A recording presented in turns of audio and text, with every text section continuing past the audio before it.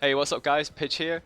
Today what I want to do is wrap up my series of the league and present in detail my 200 million plus Sirus DPS, CI, aura stacking Carrion Golem build. Previously what I've done is I've uploaded my 140 million POB, and in addition to that I also uploaded a upgrade video, and those two in tandem sort of accumulate to this, but just to make it clean and tidy I want to put all that into one video so it's easier to follow. Just to say once more, this version is my endgame build, and as such it disregards all budget considerations. If you're a new player, I suggest following my dual cluster version, which I'll link down in the description, and that will provide you with a really solid starting point so you can farm currency and begin upgrading to this version. In the description I'm also going to link to videos of my crafting guides which cover most of the items that you'll see in this build.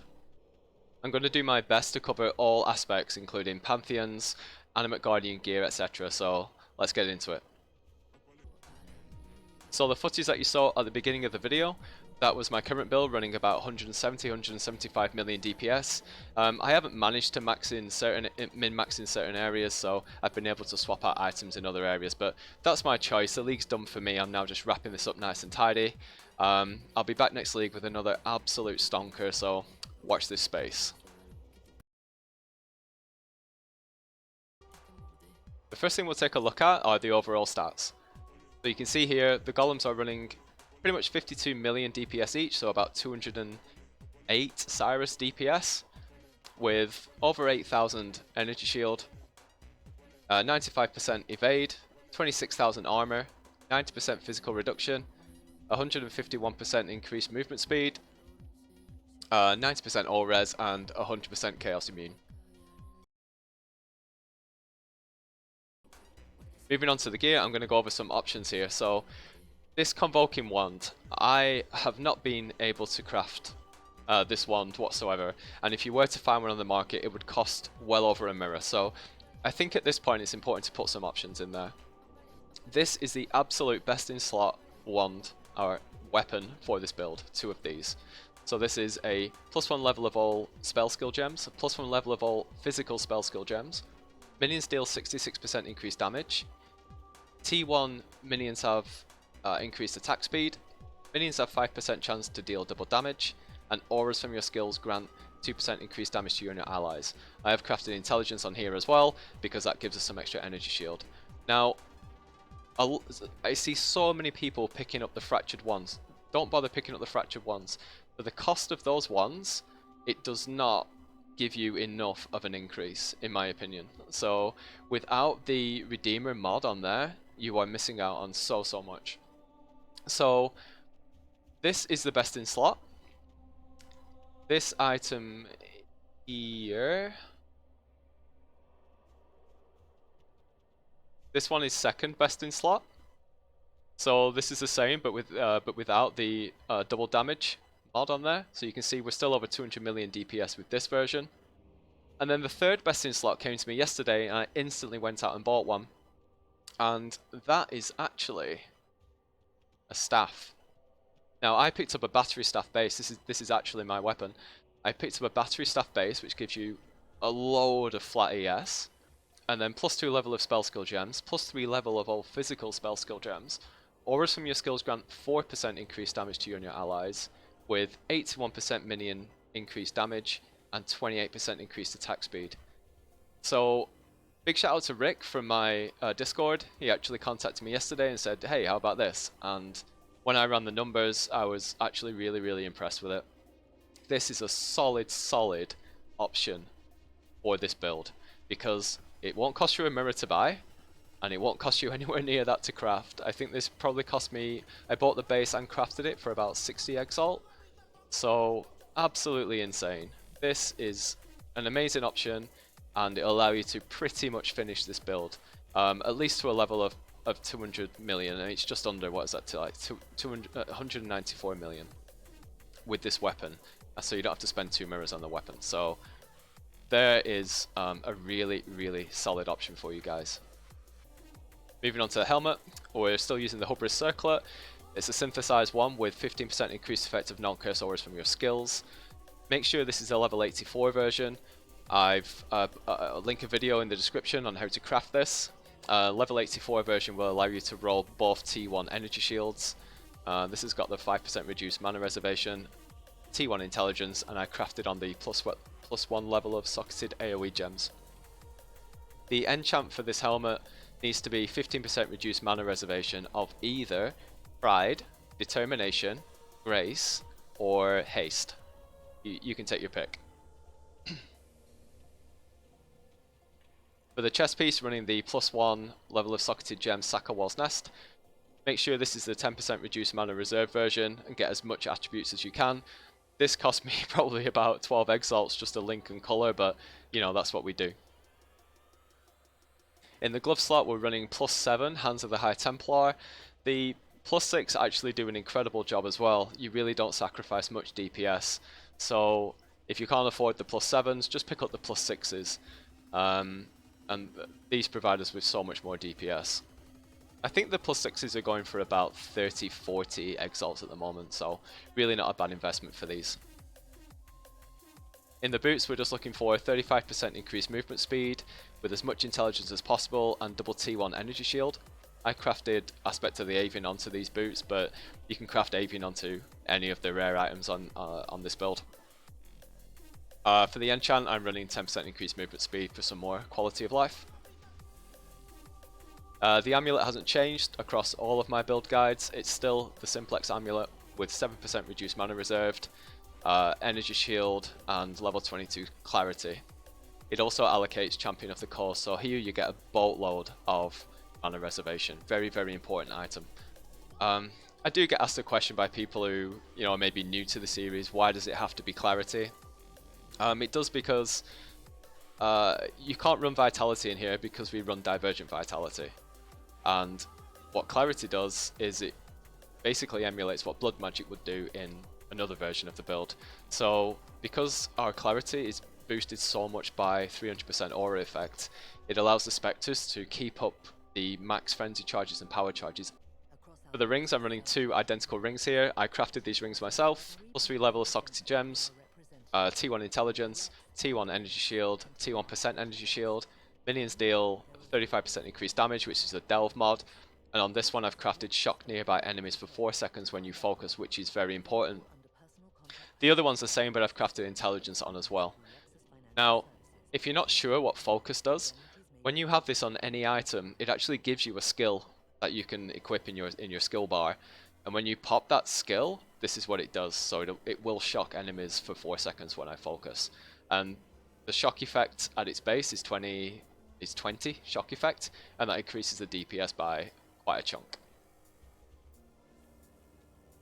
In the belt, still using Darkness Enthroned. I did run the lab and get an enchant on there, but that's not necessary. This belt is extremely important. It allows us to run 2 more mana reservation jewels, and these jewels are extremely good. They provide a lot of energy shield and a lot of damage. Remember, anything you put in here is multiplied by 1.75 by the belt. In the flasks, I'm running a Granite Flask with increased duration and increased armor, Stibnite Flask with increased duration and increased evasion, a Basalt Flask with increased duration and immunity to freeze, a Quicksilver Flask with increased duration and immunity to curse, and then I'm running a Bottled Faith as well. So drop Rumour's Concoction and throw a Bottled Faith in there as well. Just before we move off the gear, what I want to do is I want to show the difference between the Cold Iron points and the different weapon upgrades that we went through earlier. So 2 Cold Iron points, still running 36 million per golem. If we upgrade to one of these fractured ones,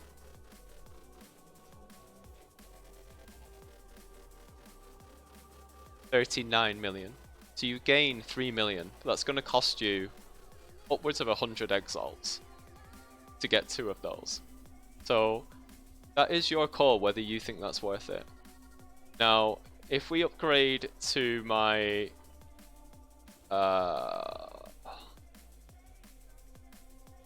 just the staff, you can see that goes up by 12 million.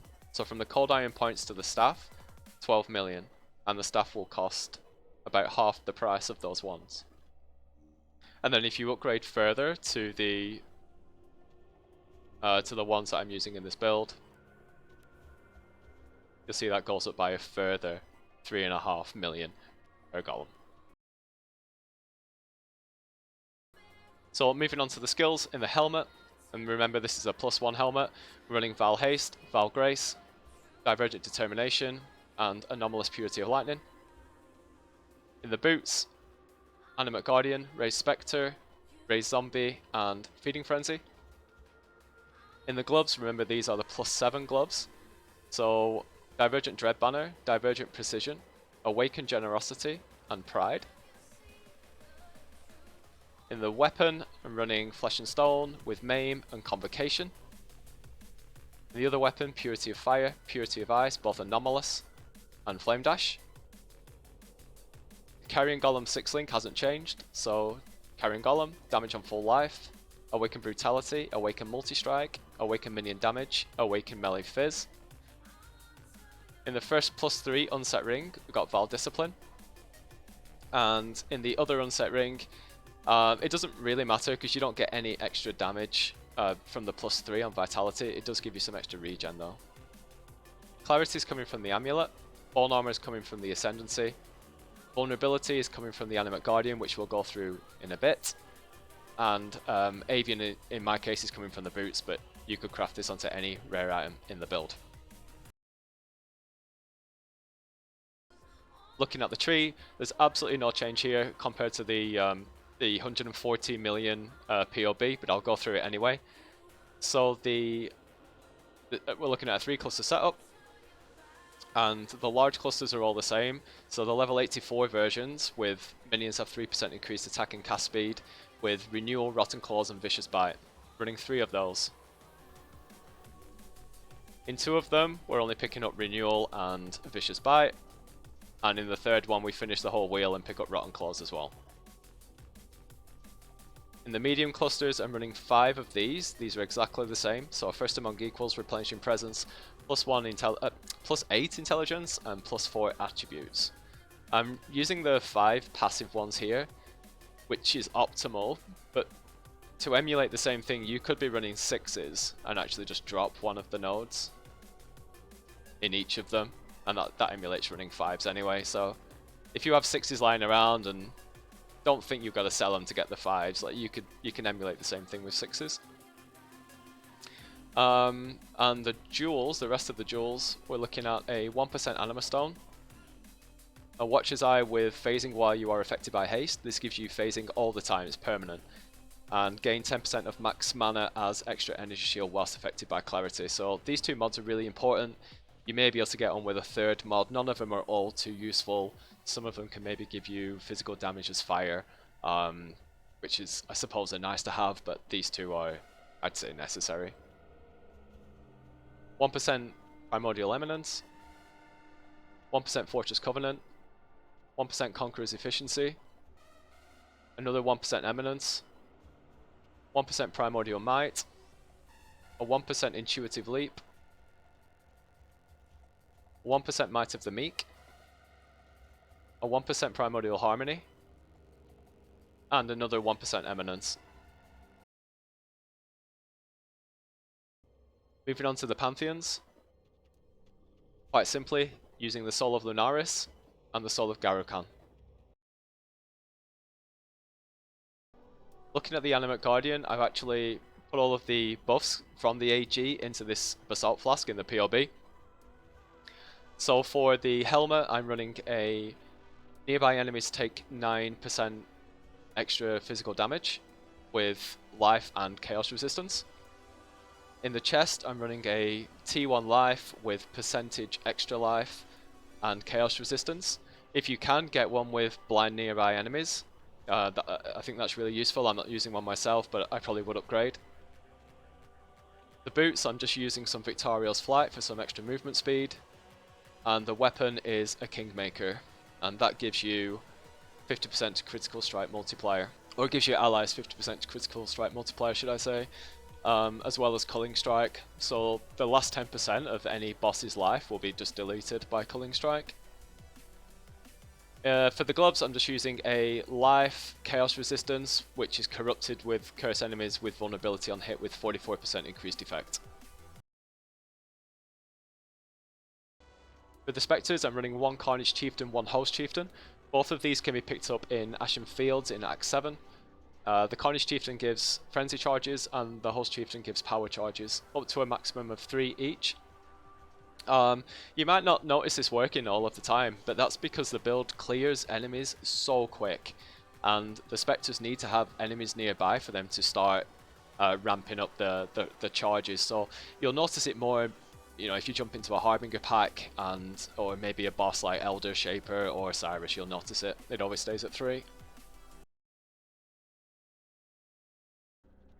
And that's the build guide wrap up for this season. I hope you guys have enjoyed it. The feedback has been tremendous. Thank you all for your support. Please poke the like button, subscribe to the channel, and hop over to my Twitch and follow on there. I won't be streaming PoE until league announcements start to ramp up now, but I will be playing other games, so just jump in, have a chat, and who knows, you might like what you see anyway. So until the next one, guys, peace out.